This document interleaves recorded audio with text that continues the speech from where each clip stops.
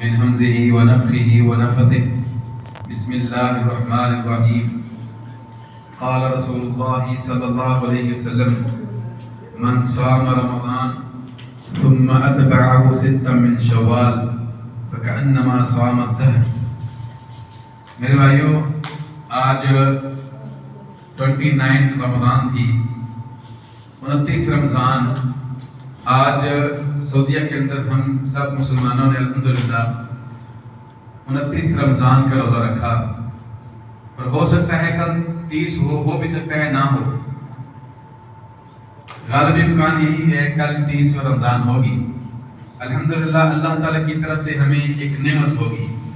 میرے بھائیوں، میں نے جو آپ کے سامنے نبی صلی اللہ علیہ وسلم کی پیاری بات، آپ صلی اللہ علیہ وسلم کی حدیث رکھی ہے، اس میں نبی صلی اللہ علیہ وسلم کا فرمان ہے: من صام رمضان، کہ جو رمضان کے روزے رکھتا ہے اور پھر اس کے بعد شوال کے 6 روزے رکھتا ہے، فرمایا وہ اس طرح ہے کہ جس طرح اس نے پورے زمانے کے روزے رکھے، پوری زندگی کے روزے رکھے. رمضان کے بعد پھر 6 روزے، یہ کس چیز کی طرف اشارہ ہے؟ کہ رمضان کے روزے تو رکھ لیے اور اس کے بعد شوال کے پھر 6 روزے. یہ اس بات کی طرف اشارہ ہے کہ ایسا نہ ہو کہ ہم نے رمضان کے روزے رکھ لیے، رمضان کے اندر مسجدوں میں جا کر نمازیں بھی پڑھی، روزے بھی رکھے، اور پھر صلاۃ اللیل اور قیام اللیل بھی کیا. ایسا نہ ہو کہ ہم اسی رمضان میں نمازیں بھی چھوڑ جائیں اور بعد میں سب کو چھوڑ کے ہم دنیا کے اندر پڑ جائیں. یہ اس لیے شوال کے 6 روزے دے دیے کہ جو آپ نے اے مسلمان نیکی شروع کی ہوئی تھی اس کو دوبارہ کرو اور اس کو کرتے رہو، نیکی کے اوپر دوام رکھو. اور پھر یہاں ایک اور بات سمجھنے والی ہے کہ رمضان کے روزے وہ تو لگاتار تھے، پورے مہینے کے ایک بھی چھٹی نہیں تھی. لیکن شوال کے جو 6 روزے دیے وہ یہ نہیں کہ پہلے 6 روزے لازمی لگاتار رکھنے ہیں. پورے شوال کے اندر پہلے ہفتے میں 1 رکھ لیا، پھر دوسرے ہفتے میں رکھ لیا، پھر تیسرے ہفتے میں رکھ لیا، پھر شوال کے آخر میں بھی رکھ لیے. یہ لگاتار اس لیے نہیں دیے کہ لگاتار کر لیے، رمضان کے بھی لگاتار تھے، مسلسل تھے، بعد میں 6 اگر پھر مسلسل ہو گئے تو اس کے بعد پھر مسلمان اپنی نیکی کو چھوڑ دے گا. پورے مہینے میں کہ چلو چھوڑ کر کوئی دن چھوڑ کر روزے رکھ لو، تو پھر اس لیے کہ عادت پڑ جائے. اور پھر میرے بھائیوں اس میں یہ بھی کہ انما الاعمال بالخواتیم، کہ رمضان کے بعد پھر نیکی کرے. میرے بھائیوں، ہمارے پاس ابھی 1 دن یا 2 دن، یہ دن جو 29 تھا رمضان کا یہ بھی گزر گیا.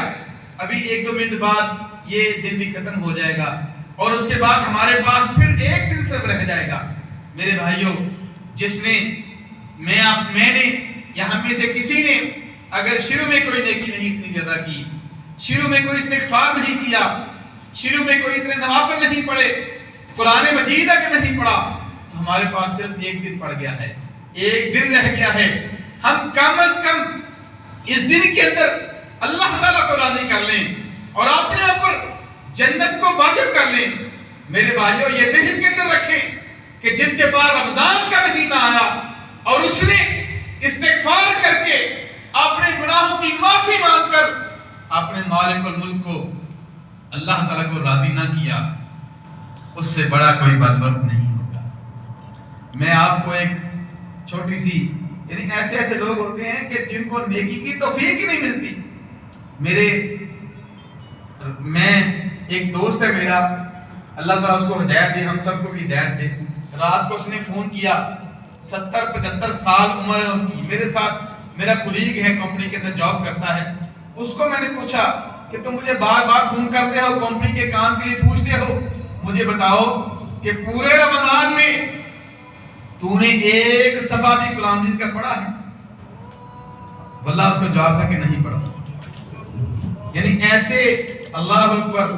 میرے بھائیوں، یہ 1 دن جو رہ گیا ہے، اس 1 دن کے اندر بھی ہم عبادت کر کے اللہ سبحانہ و تعالیٰ کو اپنے اوپر راضی کر سکتے ہیں.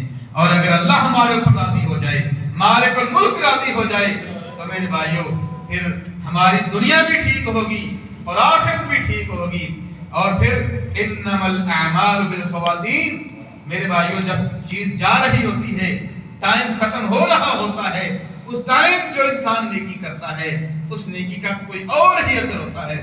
اور نبی صلی اللہ علیہ وسلم نے بھی ہمیں اس بات کو سکھلایا ہے.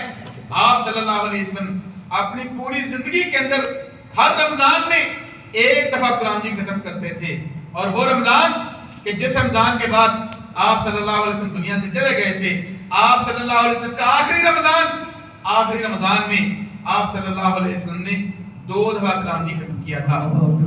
بارک اللہ فیک. السلام علیکم.